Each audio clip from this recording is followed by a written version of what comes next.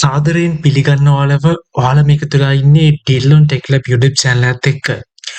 Video එකට යන්න කලින් මතක් කරනවා අපිව subscribe කරලා තියාගන්න. ඒ වගේම යාළුවන්ට වීඩියෝ එක share කරන්න.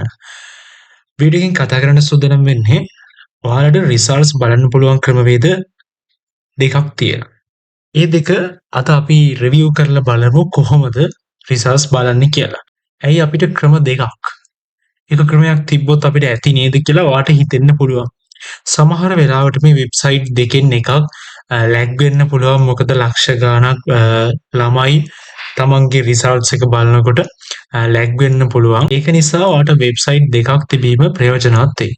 ඔයාට රිසල්ට්ස් බලන්න පුළුවන් ක්‍රමවේද දෙකක් තියෙනවා. ඔයාට රිසල්ට්ස් බලන්න ඔයාට ඔයාගේ දේවල් දෙකක් මෙතනදී යූස් කරන්න වෙනවා.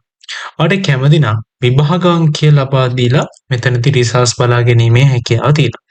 ඔයාට විභාග අංකය මතක නැත්නම් ඔයාගේ identity card එකේ නම්බර් එක දීලා ඔයාට මෙතනදී රිසල්ට්ස් බලා ගැනීමේ හැකියාව තියෙනවා.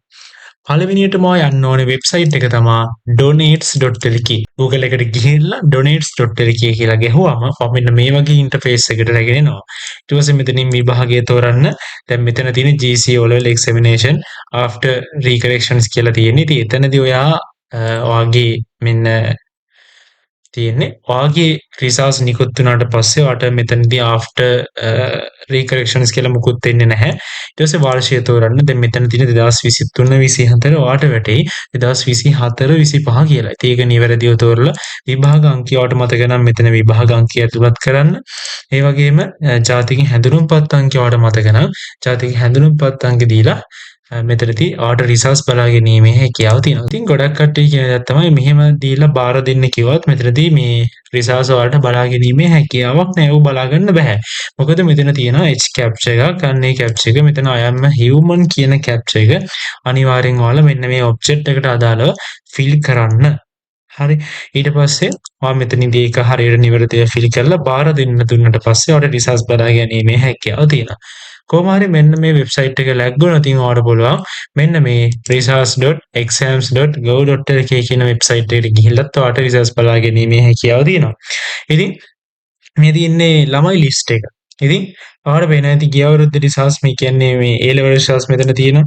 ඒ වගේ මෙතන තියෙන ඉතින් ගොඩක් examinations වල රිසල්ට්ස් තියෙනවා. මේ වෙබ්සයිට් එකට ගියාම ඔයාගේ රිසල්ට්ස් නිකුත් වෙලා නම් මෙන්න මේ ඒරියා එකේ ඔයාට වැටෙයි GC O level examination 2024 25 කියලා. ඉතින් මම උදාහරණයක් විදිහට මේක දැනට ගන්න. ඊට ඔයා view කියන option එක දීලා ඔයා මෙන්න මේ වගේ interface එකකට රැගෙන එනවා. ඊට පස්සේ ඔයාට මෙන්න මෙතනදී index number එක ලබා දීලා view results කියන තනි option එක යටතේ ඔයාට results බලා ගැනීමේ හැකියාවක් තියෙනවා.